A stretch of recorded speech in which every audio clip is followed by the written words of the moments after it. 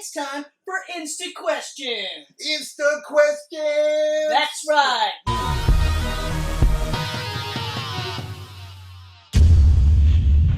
We got one Instaquestion by this guy named Be Like Superman. I actually didn't think you were going to do this. I straight up was like, there's no way. There's no way, but I did it anyway. What is it about anyway, Spider-Man? hold on, just for the record. The Twitter question. Yeah. From Be Like Superman, it's from me. That's him. I'm Be Like Superman on Twitter. So, like, come on. And on Instagram. Come on. Ask some questions. Seriously. On Instagram, I'm also Be Like Superman. Yeah. So, reply down below with questions. We'll answer them. But in this case, Be Like Superman goes, what is it about Spider-Man that makes him so great? To me, relatable. Yeah. I've always thought he was relatable. Yeah. As a kid growing up, a geeky kid, no girlfriends. Yep. Definitely on the outside of all the cool kids. You can relate to Spider-Man. Yep. Because he was us. Yep. 100% us. Which is kind of probably why the MCU version's still kind of, because I can't relate to him as much because he's got all this high-tech shit going on. Okay. So in that case, like that's always going to kind of bug me. So that's why I'm kind of hoping he gets more Spider-Man-ish so I can relate to that once again. Yeah. Because that's why I can never relate to any DC characters. They're aliens or millionaires. I would argue that you're looking at that too flippantly, you know. Okay. Because I mean, I can't obviously relate to being bit by a magical spider that gives me powers. No, but like Superman, for instance, you can relate to a guy that only has ever wanted to do good. Yeah, and uses and uses his gifts. We'll call them superpowers to help the world, but you could use your own gifts by being, you know, a good guy or a smart guy or a funny guy or just you know, just being you. All the things that make you unique, using that to help people. That would be how you relate to Superman. See what I mean? See what I did there? I do. I relate to aspects, but it's the same reason why I'm not going to argue. I was never a huge fan of Iron Man for the same reason. Oh, me neither. Billionaire in a steel suit. I can't relate to even that. now, like, and I mean, like Tony Stark or Robert Downey Jr. did a hell of a lot to shape Tony Stark now in the comic books. But because I've said this before, there are plenty of characters that I've always loved the concept, never read the books. Yeah. Captain America was one that I loved the concept, never really read the books. Even now, I kind of go back and forth. But, like, the movie representation is great. So, okay, so for me, same thing. He's relatable. He's us. Relatable. He's us. He's us. He has bills to pay. Yep. He's got girlfriend problems. He's got job problems. He, like I said a while ago, is that, like, it's different if his life was made better because he was Spider-Man, but he's constantly being between cops loving him or hating him, New Yorkers loving him or hating him, based on the time of day or the week. Yep. You know, the only time that I really thought it was weird, where everybody seemed to hate him, was the most recent Spider-Man Nick Spencer run. Yeah. Remember when they first started? Yeah, that was weird. The Avengers were like, get the fuck out of here. I was like, I must have missed something. Like, what did I miss? You know, like, was it all just because, you know, Dr. Octopus was pretending to be you and then claimed all that stuff and then you never changed, you never said, hey, that wasn't really me, that was actually his, you know what I mean? Like, all the Avengers hate you for that? Like, what? But because like life just keeps fucking nailing him and knocking him down, that he keeps getting back up. I actually, for me personally, that's what I resonate with because, like, I mean, my life isn't terrible. No, but you've had your share. But I've had my fair share of like knockdowns, and like even as a young kid, like I was getting knocked down as a young kid, and I always like look back at it and I go like, you actually did like you keep getting up. You know what I mean? Like, so it's one of those where like even as I'm an older old man, becoming a fucking old man, I'm still just like I look back and I go, like, I don't think it's that bad, but other people will hear and go, that's actually pretty fucking bad.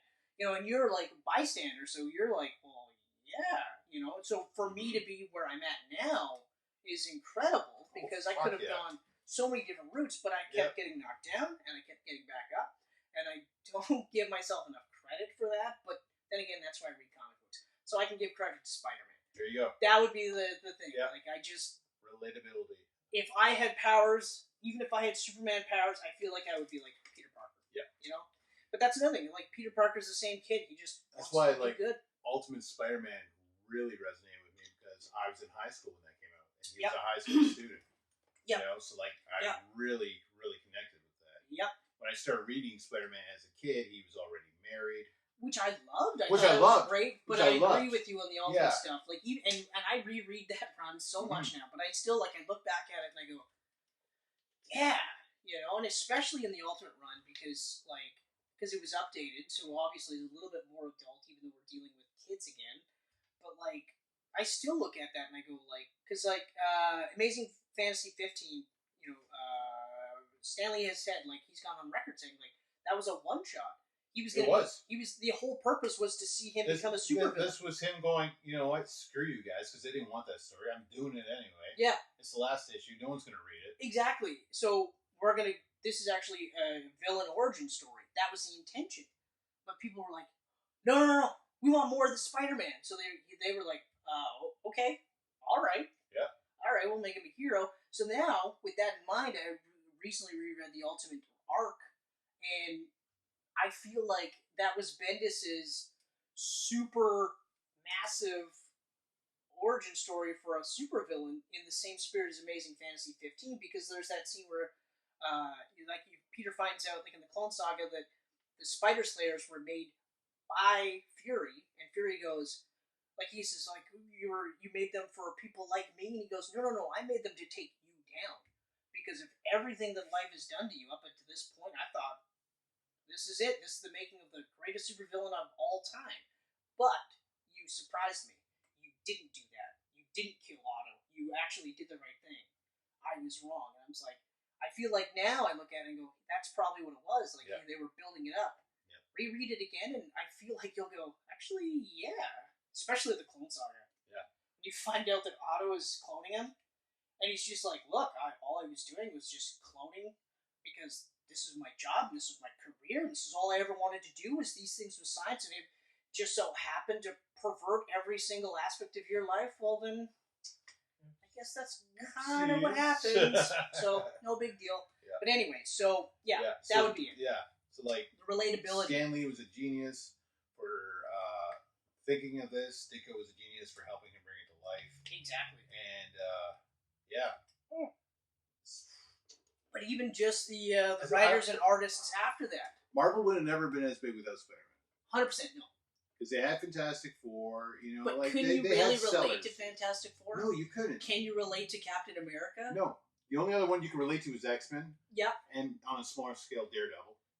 Exactly.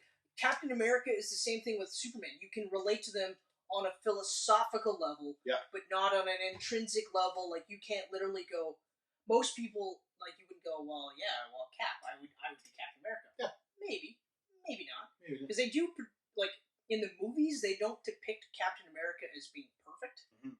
But in the comic books, they do. They really do make it seem like he's perfect and he doesn't do a lot of mistakes. Although, there's a philosophy book about Captain America that I really enjoyed by Mark D. White, actually. Red, White, Blue, the philosophy of Captain America. Okay. And it actually talks about how his old school values is actually way more important now than ever before. Really good book. Really, really good book. If you get a chance to actually read words, check it out. Check it out, but it was really good. But anyway, but they do really make it seem like Cap is perfect and Iron Man is perfect. No, maybe not so much Iron Man, but they do. Like Batman. Batman is one where they make it seem like he's super perfect. More so than Superman. Mm-hmm. It's like, okay, guys, tone it down. Remember, he's a human being, right? Yeah. Whereas, even though Spider-Man with his powers, he feels more human than a lot of these characters. Exactly. So with Daredevil. Exactly. Daredevil is another one, like I referenced earlier, where, like, he's one of those ones where, like, he has to get shit on. Yeah. He has to get shit on. He has to get knocked down so that when he gets back up, then it's like, oh, right. And same with Spider-Man. Whereas, like, with Cap, you're like, well, of course you're getting up. You're Captain America. With Batman, you're like, oh, of course you're getting up. You're Captain America. They actually had to kill Superman before you got that feeling. Exactly. He got back up. Yeah. You know? Exactly. Whereas with Spider-Man, even though he's Spider-Man, he can still get killed. Yeah. He can still not get back up. Yeah. When he does, you're like, yes. So, like, and I've said a million times, and I'll say it a million times again, comic books are very much an allegory for life, where instead of supervillains, we're fighting, bills and other things, like other life things that throw at us. Yeah. And it's how we handle those things that dictate how our life's going to go. And that's beautiful. Absolutely. That's beautiful. So, yep. That was a great Instaquestion. Thank you, Be Like Superman. Much appreciated. You're welcome. All right. You're welcome. You're welcome.